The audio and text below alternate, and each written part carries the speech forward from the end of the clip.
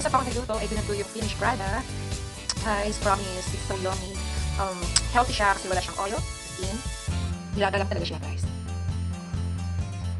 Yan. Fish tayo ngayon. Since, guys, need to wash our food to eat. Yan. Dahil nagkakaedad na po tayo, kailangan yung food natin is balance. Kung nakakain tayo ng meat, nakain din tayo ng fish, and then water. Yan, guys.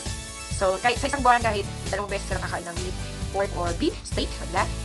But more on vegetable and fish, chicken breast, you guys, and sure na mapangalagaan natin ang ating mga selling. Sadyang ganito lang talaga ako, guys, medyo chubby, but I assure you, I'm physically fit. Bye, guys. It's a